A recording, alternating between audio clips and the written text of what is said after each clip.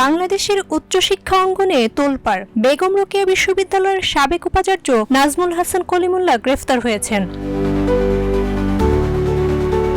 দুর্নীতির কালো ছায়া এবার স্পর্শ করল একজন সাবেক ভিসিকেও। ঢাকা মহানগর গোয়েন্দা পুলিশের একটি বিশেষ দল ৭ আগস্ট সকালে রাজধানীর মোহাম্মদপুর এলাকা থেকে তাকে গ্রেফতার করে।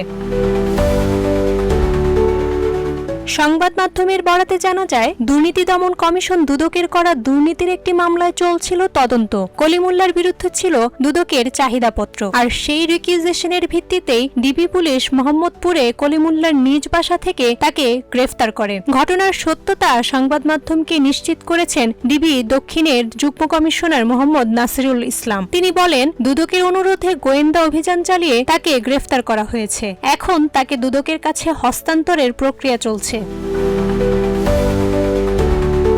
এক সময় বেগম রোকেয়া বিশ্ববিদ্যালয়ের সর্বোচ্চ পদে ছিলেন ডক্টর নাজমুল হাসান কলিমুল্লাহ। এখন তিনি দুর্নীতির মামলার কেন্দ্রবিন্দুতে। শুধু উপাচার্য হিসেবেই নয়, তিনি পরিচিত ছিলেন একজন আওয়ামী লীগপন্থী শিক্ষক হিসেবে। শেখ হাসিনার শাসনামলে দলীয় ঘনিষ্ঠতার কারণে নানা সময়ে ছিলেন আলোচনার কেন্দ্রে, ছিলেন বেশ সোচ্চারও। আজ সেই কলিমুল্লাহ আইনের মুখোমুখি। জান্নাতুল মাওয়া, প্রজন্ম ২৪।